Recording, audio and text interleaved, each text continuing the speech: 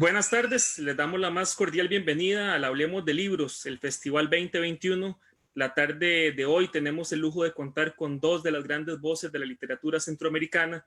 Nos acompaña el escritor guatemalteco Méndez Vides, quien hace poco publicó Luca, el vendedor, y de la cual el costarricense Carlos Cortés nos invitará a leer a través de una charla que recorrerá algunos aspectos tanto de la vida literaria de Méndez Vides, así como de la trama que teje esta nueva novela. Carlos es escritor, periodista y profesor universitario, autor de conocidas novelas como Cruz de Olvido, Tanda de Cuatro con Laura, La Gran Novela Perdida, Larga Noche hacia mi madre o su más reciente obra El Año de la Ira. Su obra poética se encuentra antologada en Vestigios de un naufragio. En el año 2011 fue elegido por la Feria Internacional del Libro de Guadalajara como uno de los secretos mejor guardados de la literatura latinoamericana. Francia lo condecoró con la Orden de Caballero de las Artes y las Letras y es miembro de la Academia Costarricense de la Lengua. Por su parte, Méndez Vides es novelista, escritor de cuentos, ensayista, poeta, columnista de cultura y política del diario El Periódico en Guatemala. Inició su carrera escribiendo poesía e incursionando en el teatro como autor y director de Horas Amargas, pensando en el Yangtze y Sikh, e inició un viaje frustrado a París que culminó en la Ciudad de México con el resultado de un libro de poesía, Fiesta, y otro de cuentos, Escritores Famosos y otras desgracias. Se trasladó a Nueva York, de donde regresó para dedicarse brevemente a la educación en la Universidad de San Carlos de Guatemala y se integró al Instituto de Investigación y Mejoramiento Educativo de dicho centro de estudios. Ha publicado los libros Las Murallas, El Tercer Patio, El Leproso, La Lluvia, y Las Catacumbas, entre otros. Su obra poética fue reunida bajo el título de Babel o las Batallas. Sus primeros trabajos yacen dispersos en revistas, traducciones y publicaciones marginales.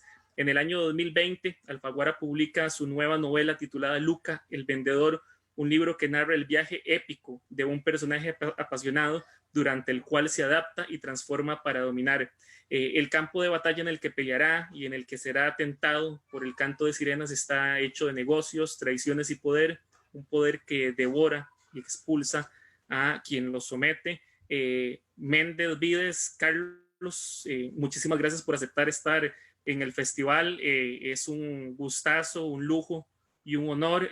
A ambos los tuvimos hace un tiempo en el club de lectura que se hizo en la librería internacional. Así que retomar algunos temas, la lectura, esta increíble novela, siempre es un lujo. Así que gracias por aceptar, por estar acá. Y bueno, les dejo el espacio. Muchas gracias, querido Juan. Eh, es un privilegio siempre venir al Festival de Libros de la Librería Internacional y en este caso muy particular lo hago con un enorme gusto, pues porque del otro lado de la pantalla está un querido amigo y muy admirado escritor como sos vos, Adolfo, que estás en Guatemala, pero que al mismo tiempo pues la tecnología nos permite estar reunidos en este espacio-tiempo, digamos, a partir de la publicación de Luca el Vendedor, que es tu título más reciente. Bienvenido, Adolfo.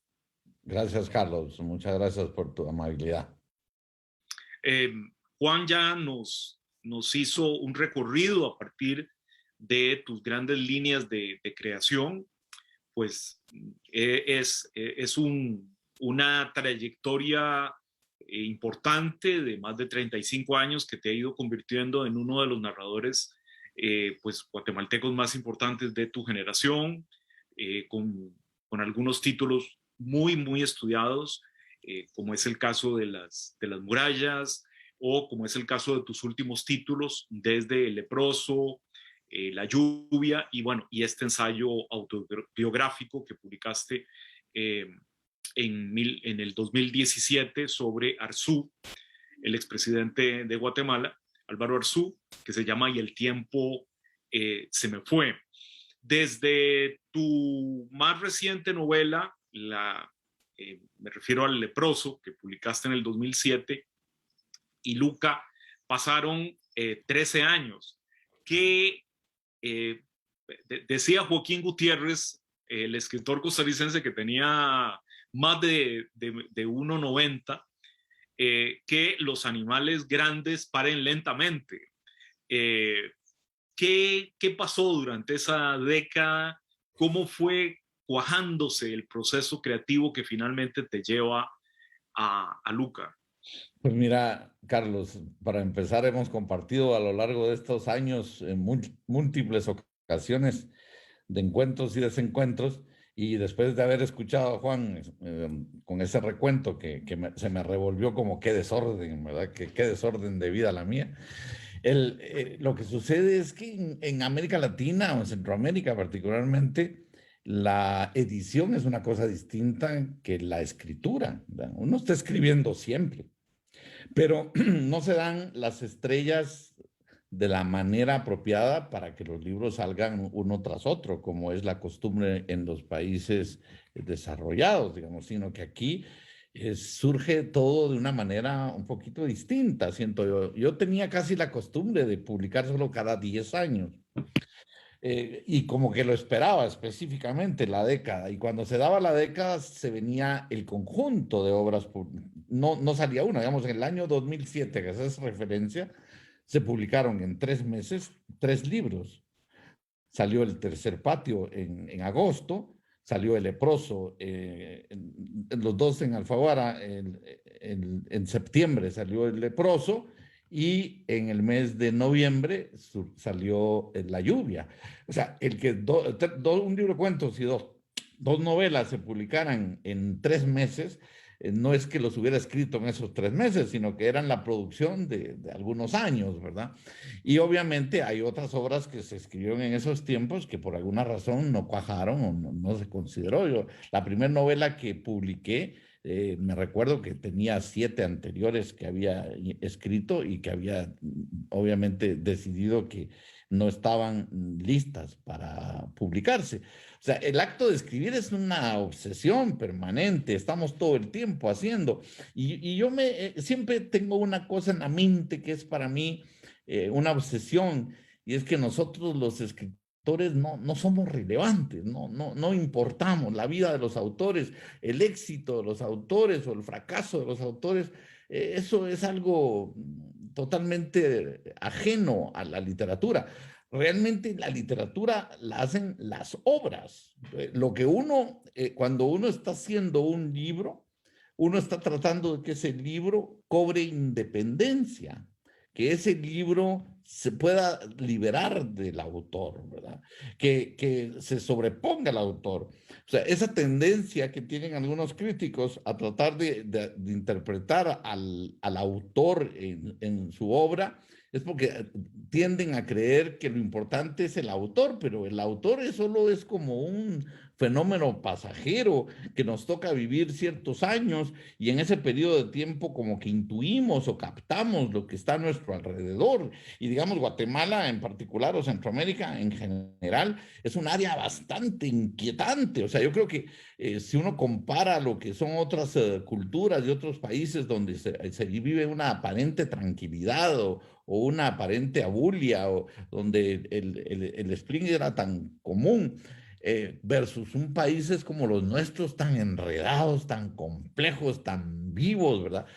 Hacen que uno como autor tenga una sopa de pasiones alrededor, donde captar y donde percibir. Entonces, yo siento que uno como autor se debe dejar llevar por todo lo que está a su alrededor, y que surja algo, y ese algo tiene que tener vida propia. Así que los libros van siendo publicados o aparecen cuando a ellos se les da la gana, o cuando a alguien se le da la gana, o cuando los editores consideran que ese debería ser el destino. El caso de Luca es una novela que si cuando el lector se acerque a ella, si han leído mis novelas anteriores, van a poder encontrar que son temas recurrentes que de alguna manera yo había venido explorando anteriormente. Desde la novela Las Murallas ya lo había probado, el tema de los inmigrantes. Después lo volví a tocar con El Leproso, con El Retorno, y luego en Luca he tratado de completar toda esa locura que tenía en mi mente, esa angustia que necesitaba de alguna manera proyectar o expresar de lo que significa el desprendimiento. El centroamericano que con aquel afán de soltar amarras con toda su historia, decide transformar, actuar, hacer, brillar, movido por pasiones, ¿verdad? Crear ese personaje se me volvió una obsesión y encontré en Luca la idea al tal punto que Méndez Vides no es nadie, es Luca, Luca el que importa, Luca es la figura, Luca tiene que ser, y por eso la importancia hasta del título. Al ponerle la novela entera se trata de un personaje, y ese personaje está desde el título.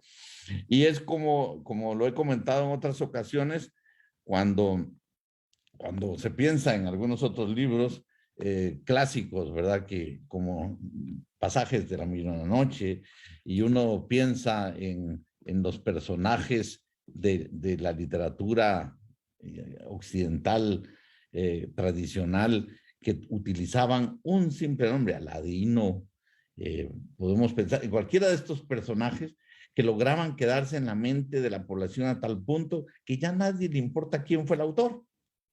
O sea, cuando estamos hablando del marino, todo el mundo puede tener la idea de quién era el personaje, no quién era el autor. El autor es parte del paisaje. Pero yo traté de desaparecer en esta obra y lo que aparece en ella es un ser vivo, es Luca, que debería de generar pasiones, odios, emociones, alegrías. La gente lo debería de querer o lo debería de repudiar, no sé, en cualquier momento según los instantes y según los momentos. Y al final deberían de evidenciarlo como un alguien que existe. O sea, aquella teoría de que el mundo está en expansión, el universo está en expansión, y cuando uno inventa una obra literaria, uno sueña, esa es la ilusión que uno espera que se concrete, de que la obra pueda vivir por sí sola, ¿no? Como los hijos, y se pueda tomar su propio camino. Excelente. Luca, ¿se basa parcial o te inspiras parcialmente o te inspiraste en Ricardo Bueso, el empresario guatemalteco? O al menos hay muchas coincidencias entre la vida de Bueso y la novela. No sé si es un homenaje también a Bueso en la medida en que justamente el consorcio empresarial de Bueso fue el que adquirió en 1996 Telgua y se llamaba Luca. ¿Puedes contarnos esta? Bueno, mira, lo que sucede es que yo como mencioné cabalmente desde el principio del libro, incluso puse una nota al principio de que se iba a posiblemente a crear esas expectativas, no solo con el personaje que estás mencionando, sino con otra serie de personajes que aparecen en el libro, y por el hecho de que al hacer el comentario de que yo lo que tenía que expresar era una época, un mundo y una sociedad afuera del autor, obviamente acudí a los referentes de una serie de personajes, ¿verdad? Que son parte de la mitología, digamos, del país. Casi el personaje que vos mencionás, se puede encontrar su vida hasta en Wikipedia, en otros lados, ¿verdad? Y vas a encontrar que hay líneas y pasajes que perfectamente iluminan la idea de una narración que narre todas esas aventuras que menciona. Y así como eso, hay otro montón de personajes que pueden ser objeto de inspiración para poder construir una novela de esta naturaleza. Pero no debiera de verse de esa manera, porque como que entonces se le pierde el sentido general. O sea, no es lo particular, sino lo general lo que estamos tratando de evocar. Obviamente el autor encuentra en personajes reales que están cerca y que los podemos ver en la escena pública, motivo que explique, que exprese una historia que hay que desarrollar. Ahora, el desarrollo de toda esa historia, la manera como se amarran todas esas pasiones, ese es el acto de novelar, ¿verdad? Entonces uno tiene que encontrar una idea, tienes que encontrar en el aire el punto que se te aparece como por arte de magia y que decís, ahí está. Pero para mí el personaje Luca, léase Luca el personaje literario o en cualquiera de sus acepciones que quisieran algunas personas señalar, vincular o relacionar con seres reales o que han existido, ya son dos asuntos. Pero estoy totalmente claro. Yo, en alguna ocasión les he comentado que me sucede aquí en Guatemala. Yo soy poco dado a acudir a reuniones sociales o culturales. Vivo más bien encerrado, dedicado a la escritura, no solo por la época, sino es una práctica. Pero hoy día, cuando llego a ciertos lugares, he encontrado reacciones un poquito preocupantes a veces, ¿verdad?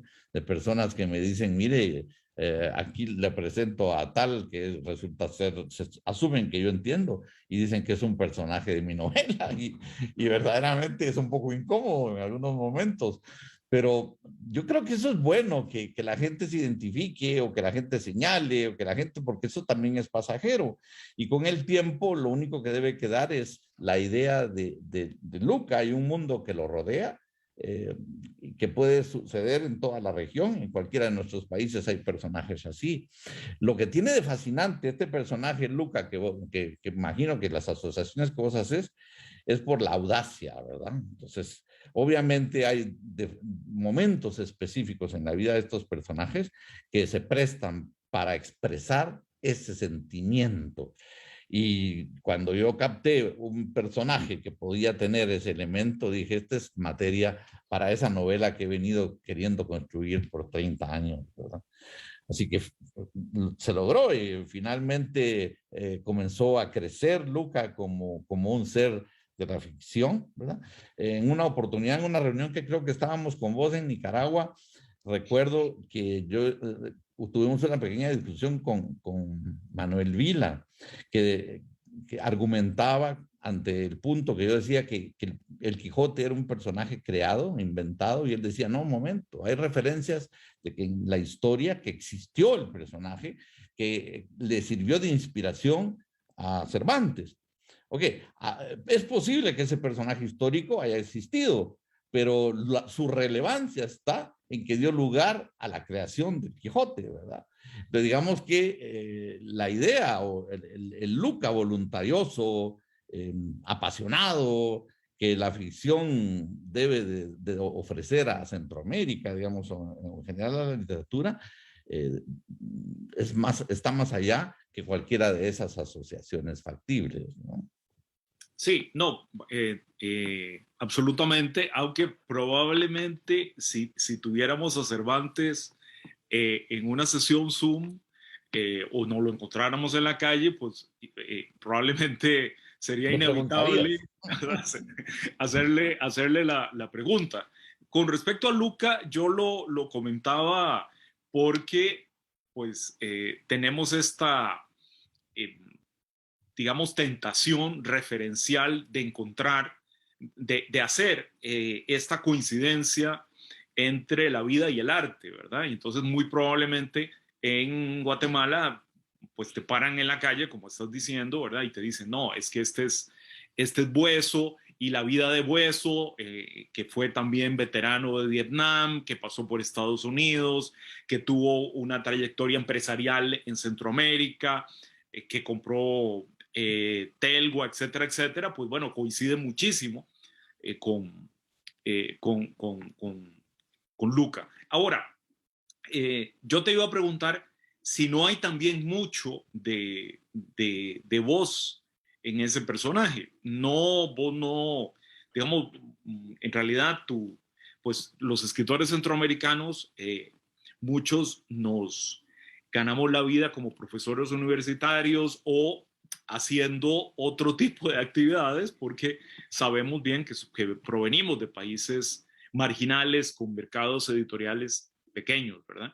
una de tus especialidades, querido Adolfo, ha sido el mercadeo y ser especialista en mercadeo, que de alguna manera es un oficio paralelo con el de Luca, que es un vendedor de todo, pero principalmente también de ideas y de empresas que en un momento lo llevan al éxito y que en otro momento lo llevan al fracaso, y en ese carrusel emocional que la novela describe. ¿También hay mucho de Luca en vos? Pues fíjate que sí, no, digamos que sí, porque en efecto, durante 20 años, yo anduve viajando por todo el mundo, Inglaterra, Brasil, Venezuela, y por toda Centroamérica, en esos ambientes. Y como espectador, aunque siempre he vivido con esa como doble vida, ¿verdad? El clandestino de la literatura en el mundo de la publicidad y del mercadeo, como le llamaste vos, en ese mundo he sido observador de todas esas pasiones. Y por lo tanto, al momento de escribir esta novela, y que yo sí siento que ahí hay un aporte, porque no todos los autores tenemos la oportunidad de haber vivido esa experiencia en una época tan particular, porque en épocas tan conflictivas en América Central yo andaba como en otro mundo, ¿verdad? En otro planeta, con otros intereses. Y en ese otro mundo estaba lleno de personajes, y son personajes que pueblan la novela.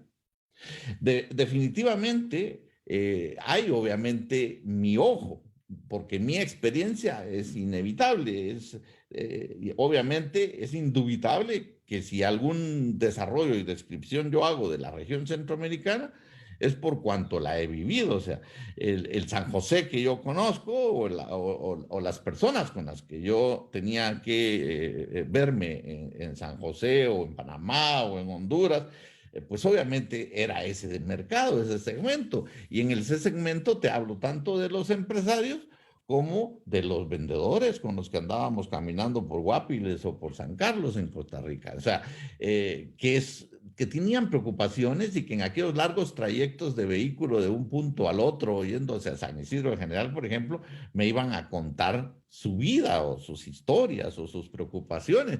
Y yo las fui captando, guardando, emocionando. Me acuerdo incluso de algún pasaje que yo uso en la novela, se refiere a una ocasión en Costa Rica, en la parte que menciono Costa Rica, en la que creo que se llama La Esmeralda, y que fuimos, me acuerdo, un grupo saliendo de trabajar a beber unas cervezas, ¿verdad? Y había un personaje que nunca se me olvida porque llegábamos todos y todos íbamos de corbata, ¿verdad? Y en algún momento vine yo e hice el intento de quitarme la corbata. Eran las 8, no era noche, tomando cerveza en dicho lugar. Y me recuerdo aquel personaje costarricense que me dice en un momento, ¿qué estás haciendo? Cuando uno se pone la corbata, se la deja hasta el final. Entonces fue otra vez apretarte, la verdad. O sea, todos esos personajes están en la novela, porque yo necesitaba llenar. El argumento que vos mencionaste en algún momento de la vida de un personaje clave que podría ser, obviamente, vinculado al argumento, puede resumirse en media página, pero no escribirse 400 páginas en base a eso. Tenés que elaborar, tenés que crear. Hay muchos personajes, muchas situaciones, donde la imaginación es la única que resuelve, ¿verdad?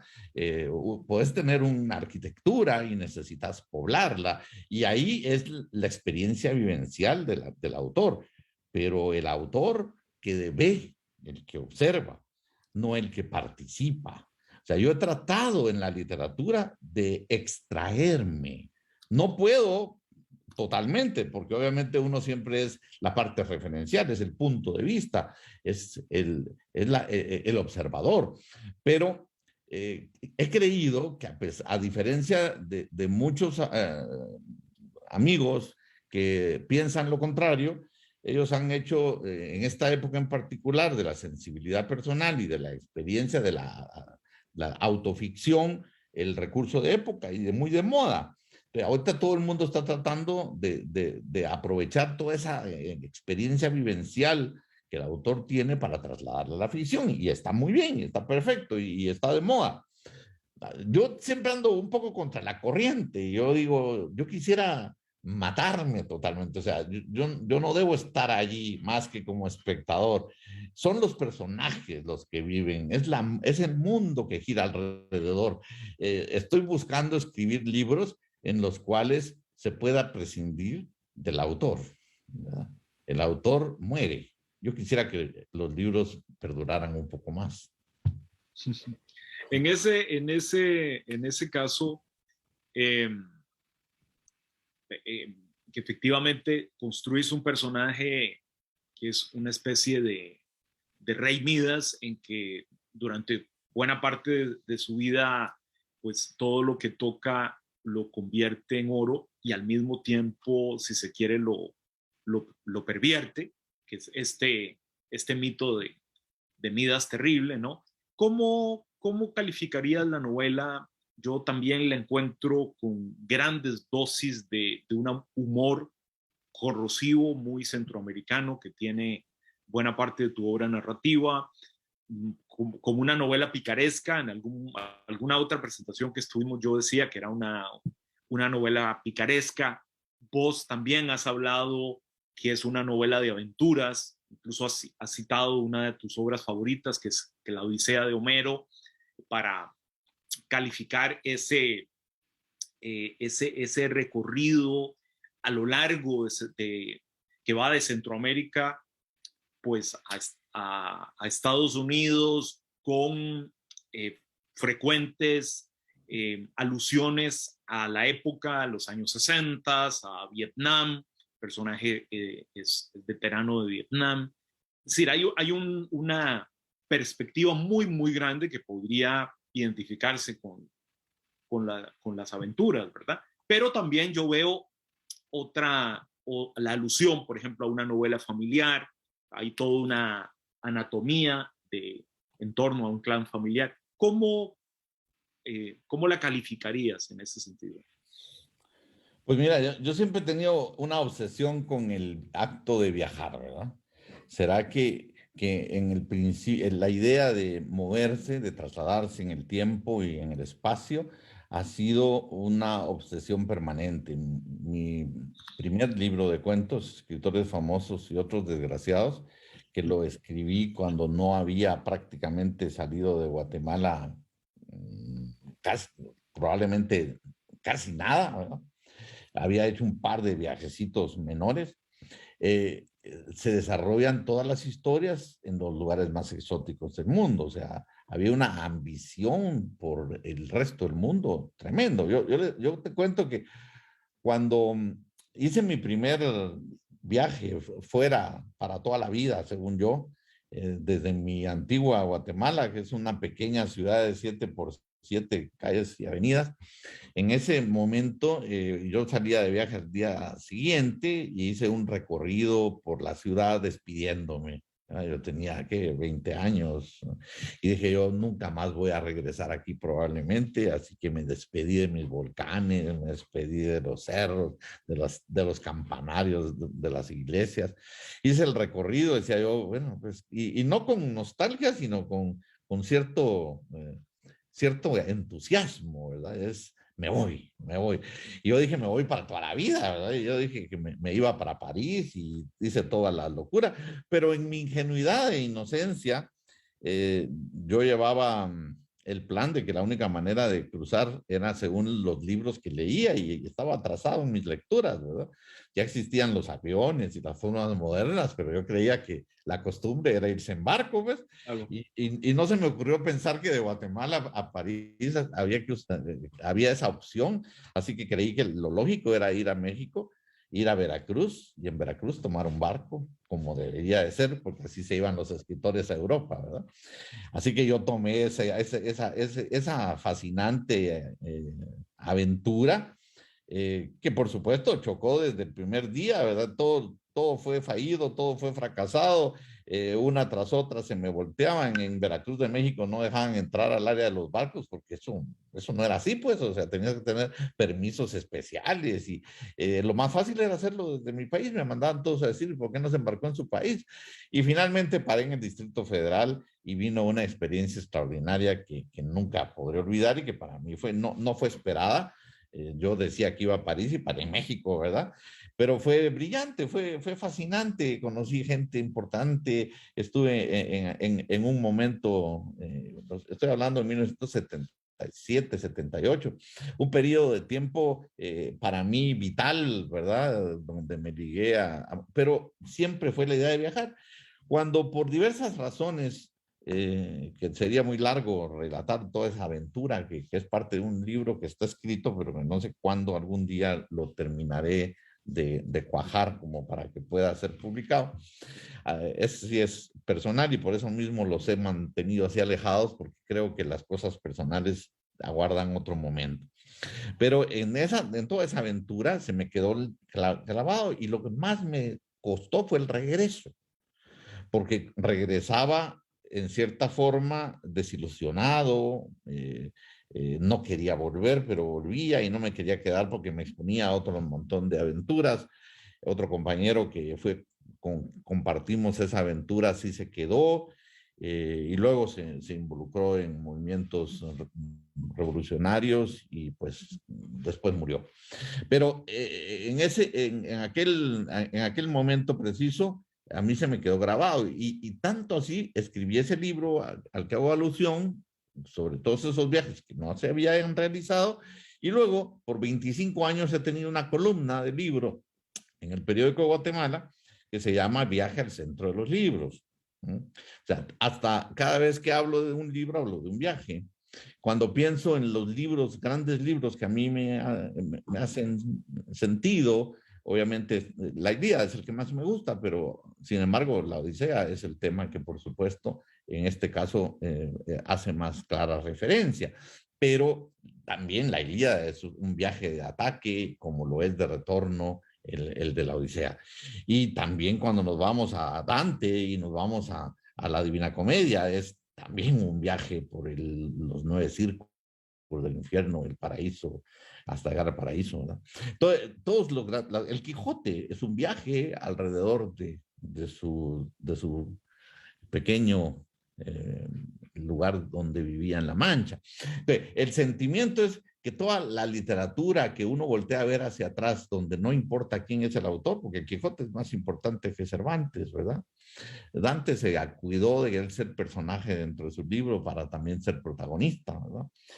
De Homero no sabemos ni siquiera si existió, pero en todos hay un viaje. Entonces, yo tenía he tenido siempre esa obsesión por escribir la novela de ese gran viaje de ida y vuelta. Y en Luca traté de dejarlo logrado, digamos. Esa fue mi intención. Es en clave actual, en la clave contemporánea y además y muy especialmente tomando el cuidado de que quise evitar el tema recurrente, el tema que ha sido dominante en los últimos 30 a 40 años en la literatura nacional, que es el tema político o el tema del poder, digamos. Hay otros poderes que son inevitables, pero yo me quise salir de ese paisaje porque es el paisaje que ya muchísimos autores han tratado, unos magníficamente bien, otros no necesariamente, pero dije, si ese ya es un tema, mejor me voy a ir a otro. Y esos 20 años míos andando de un lado para el otro en el mundo de los comerciantes que lo que buscan es vender, yo dije, hay que escribir la historia de un gran vendedor, ¿no? Pasado a la literatura, de cómo volver literario ese tema casual que es realmente preocupación. Gente, todavía tengo aquí presente en la mente escenas en alguna de estas empresas donde yo recuerdo la ambición de ascender, de puestos más altos, y cómo cuando no se volvían realidad las expectativas, se daban aquellas desilusiones profundas, o cómo eran capaces de castigar a un individuo para que renunciara en un trabajo haciéndole la vida imposible hasta que lo echaban. O sea, todas esas experiencias que yo observaba, porque siempre tuve la suerte de que en ese ambiente siempre anduve pasajero, ¿verdad? Fui era como ave de paso, no necesariamente ave parte de. Entonces yo llegaba, miraba y me iba, y eso me permitía captar. De todo eso, obviamente dije, ese es un mundo real que está totalmente vigente, que hace 30 años u hoy sigue siendo la parte medular de la economía y de la vida de nuestras sociedades, y los escritores, colegas, no han tocado ese tema, quizás porque les parece aburrido o porque no lo conocen, y yo tuve la suerte o la fortuna de navegar por esas aguas, y dije, vamos a escribir una novela sobre ese mundo, y a ver qué ocurre. Vos, bueno, nos contaste de una manera interesantísima, digamos, tu primer salto hacia el exilio, ¿no?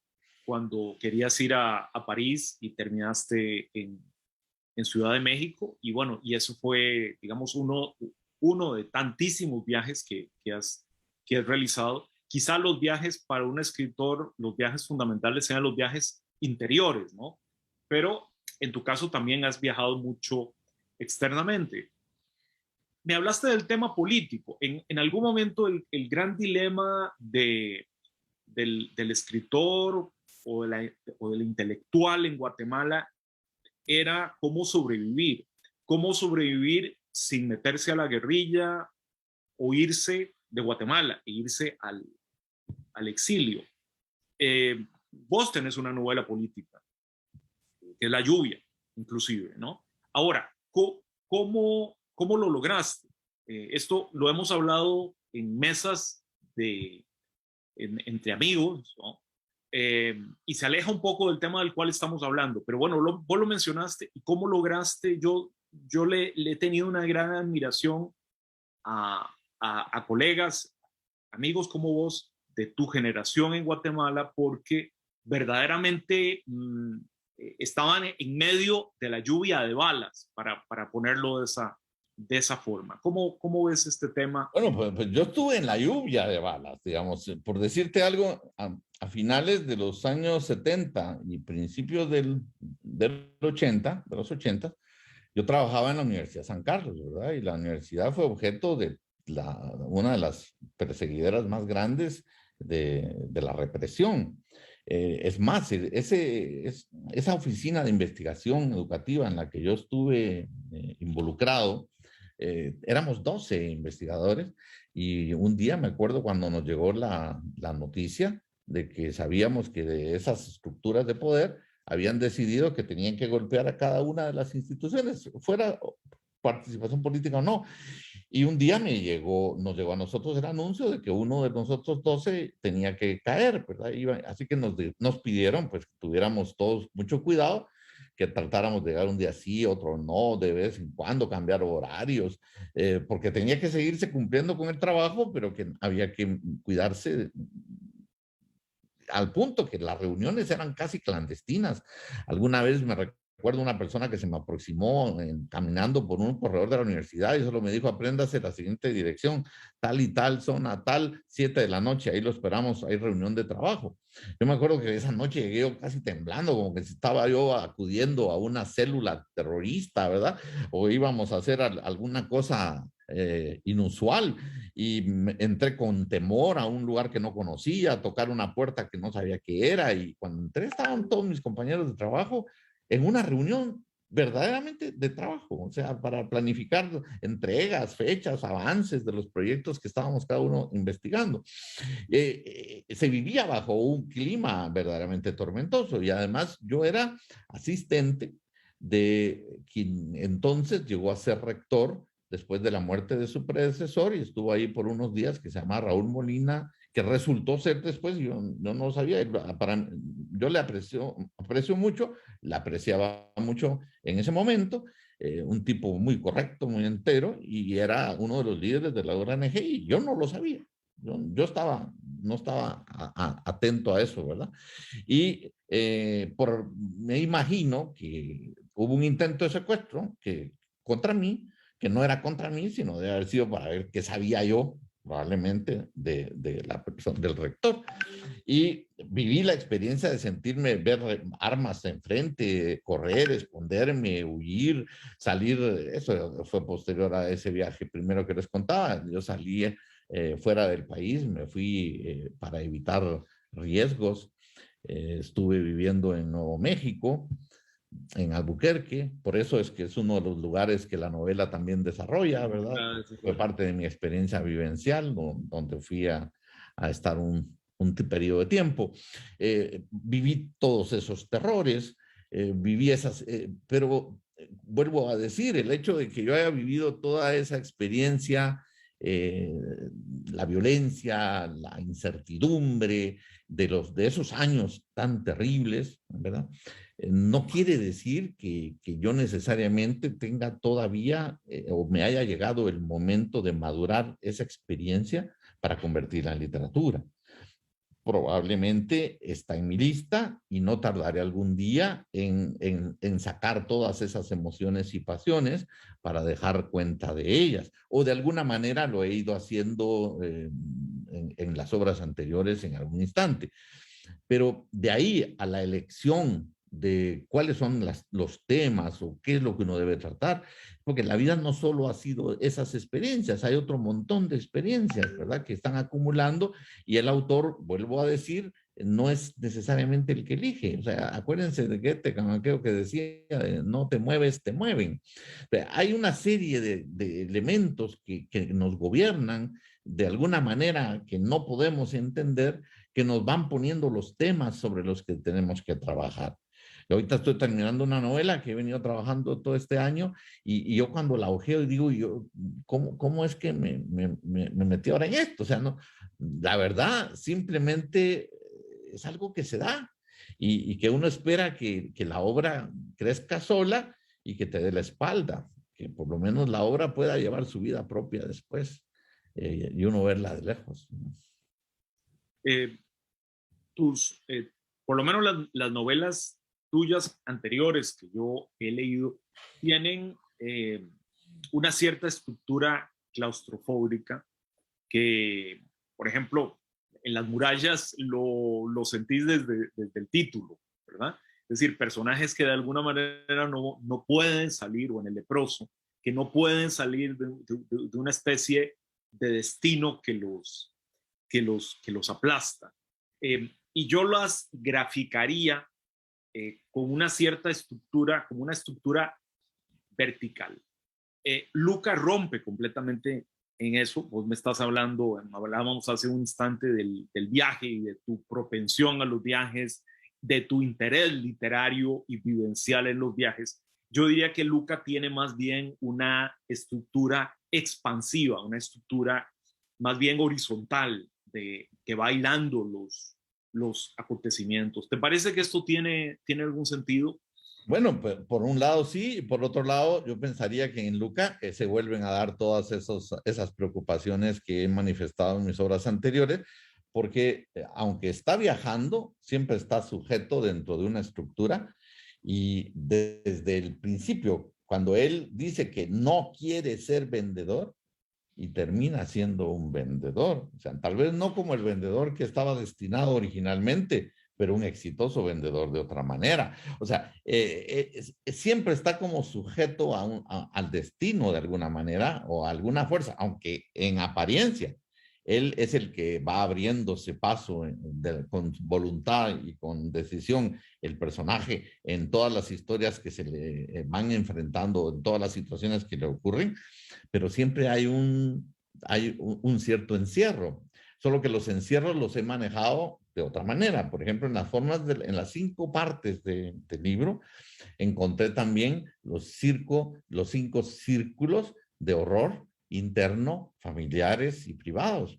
Entonces, si escarbasen las historias interiores, siempre hay un encierro, siempre hay personajes claustrofóbicos.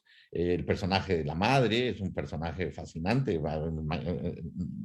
Fascinante. No me gusta decir eso porque soy... Lo es. A mí me parece que me provoca ese tipo de vibraciones de que yo llego a leerlo y lo leo con una curiosidad un poco rara, porque soy el autor y leo el libro como que cuando lo he vuelto a leer, lo leo con un poquito de preocupación por las impresiones que me causan los personajes. Pero si ves los personajes que aparecen con las emociones que se generan en Luca, las vas a encontrar en Las murallas, si lo vas a ver, solo que en Las murallas no lo desarrollé tanto, ¿verdad? Pero las pasiones de Rosa María, que es el personaje de Las murallas, que se queda cuando los demás se van, ese es un personaje que a mí lo tengo grabado en la mente y me aparece siempre. Para todos los casos, siempre he buscado una literatura que sea abierta y por el otro lado de crear personajes secundarios que vayan dándole sentido. La mayoría de personajes en Luca son puramente de reflejo. Cuando yo pongo personajes que van y desaparecen, ellos no son los importantes. Importa el reflejo de Luca en ellos. O sea, la manera como Luca los describe o los expresa, no está expresándoles a ellos, sino el punto de vista o la mente de quien los está describiendo. Entonces, lo que trato es de, digamos, afirmar a Luca en la vista de los personajes que lo rodean, los que lo traicionan, los que lo engañan, los que se le acercan con intereses, los que tienen ambiciones. Todos ellos van dándole vida al personaje. Yo sumaría coincido plenamente en que esos personajes, bueno, en particular los femeninos, en particular el personaje de la madre, son fascinantes. Hay una extrema violencia, Adolfo. Yo creo que pues penetra, digamos, en las capas de esta violencia estructural que de alguna manera atenaza, encierra la sociedad centroamericana, ¿verdad? Y se filtra por la relación ambigua, vamos a decir ambigua, que tiene Luca con su madre, Luca con su hermana, Luca incluso con sus esposas, que son muchas, ¿verdad? Y hasta con una hija, sin ir un poco más allá. ¿Estás de acuerdo en que hay toda una elaboración en torno a la violencia? Sí, y al respecto de la violencia, te quería decir que en toda la literatura clásica y en toda la literatura anterior a lo que tenemos recientemente, existe esa presencia. O sea, ustedes váyanse hasta a los cuentos infantiles de la época de Perrault, o los que les leían a los niños, y siempre eran acciones bastante violentas. Lo que últimamente nos hemos vuelto muy políticamente correctos, y entonces pareciera como que es prohibitivo expresar ciertos tipos de violencia familiar, y por eso ven las caricaturas, digamos, de hoy, un poquito distintas a las de hace 40, 50 años, y sin embargo van siendo cíclicas. Cuando estas empiezan a pasar inadvertidas, porque ya no, como que vienen otra vez expresiones muy violentas que se están manifestando en la actualidad. De lo que yo les quiero decir es que el asombro está muy ligado a esos límites, y en literatura no se ha podido evitar. O sea, siempre hay ese atractivo hacia las cosas extrañas, ¿verdad? Quitarlo, eliminarlo, sería dejar de ser realistas, ¿verdad? O sea, la realidad es violenta. El mundo, obviamente, Centroamérica es un ejemplo de ello, y digamos Costa Rica ha tenido profundas inhibiciones, ¿verdad? Y la estructura costarricense las ha vivido, así como de alguna manera distinta. Cada país de Centroamérica tiene sus pequeñas taras, ¿verdad?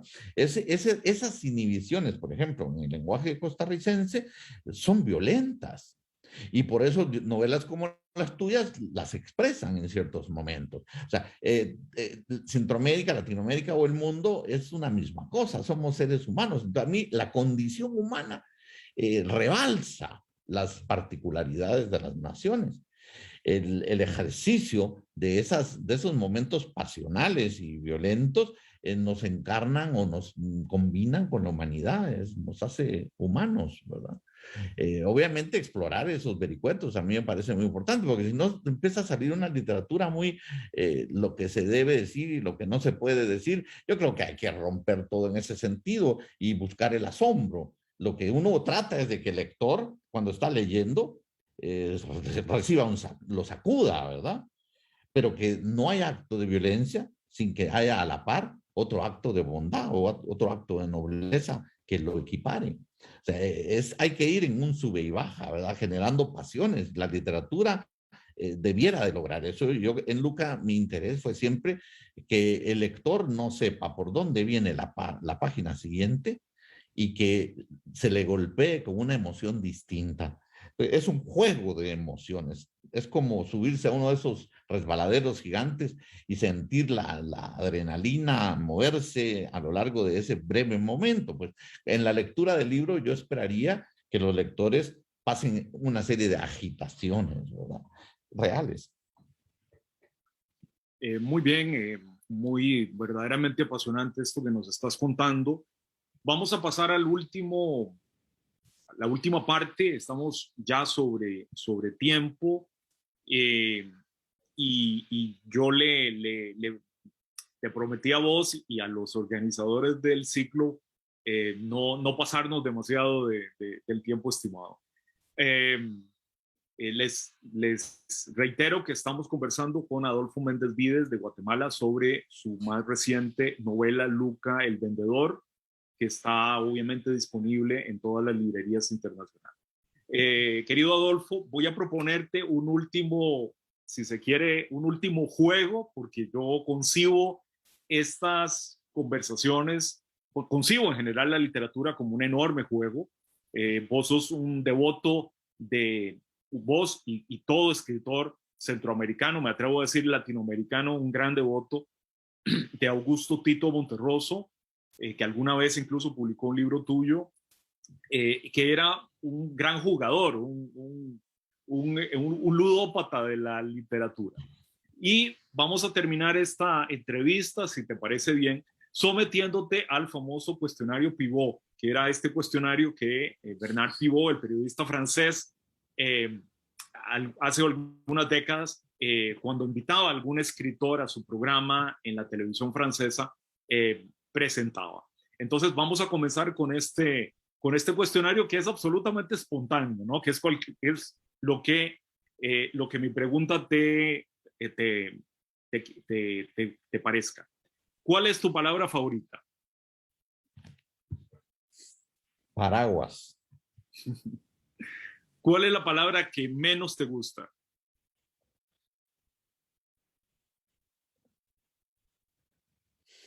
No sé. ¿Cuál es tu droga favorita? La lectura. ¿Cuál es tu insulto, mala palabra o blasfemia favorita?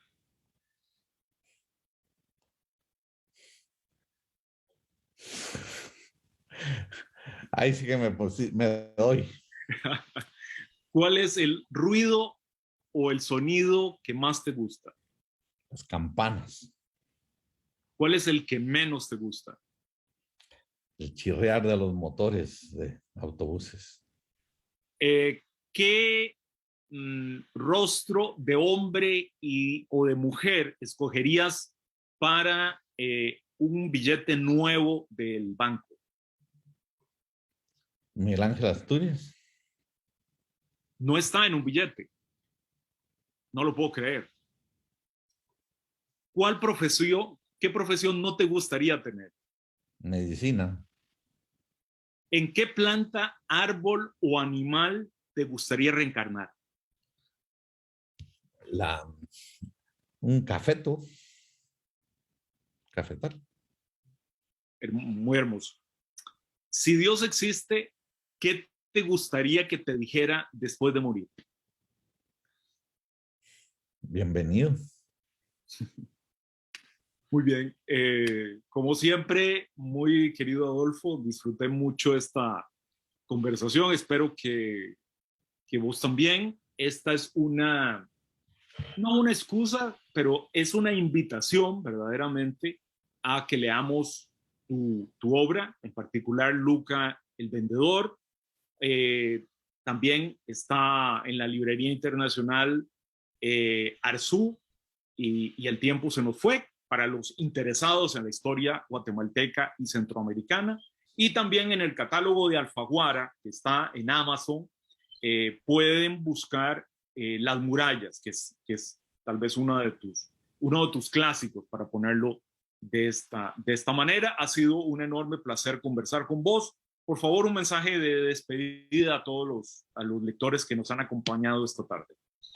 Muchas gracias, Carlos, por tu amabilidad, generosidad de siempre, y a la Librería Internacional por abrir sus puertas. Yo soy un devoto lector y obviamente cada vez que paso por San José visito la Librería Internacional y tengo muchos amigos en Costa Rica. He gozado mucho de la amabilidad de los hogares costarricenses y ojalá que mis libros también lleguen a los de ustedes y puedan en algún momento darme la oportunidad de estar más cerca de todos los costarricenses. Muy gentiles. Nada, un abrazo muy grande. A ver en qué momento lo volvemos realidad cuando la pandemia nos lo permita, ¿no? Cuídate mucho, Adolfo. Igualmente, bueno, gracias. Esperamos esa novela que nos prometes que estás terminando en estos días. Gracias. Un gran abrazo. Nos vemos. Cuídate mucho. Hasta luego. Buenas tardes.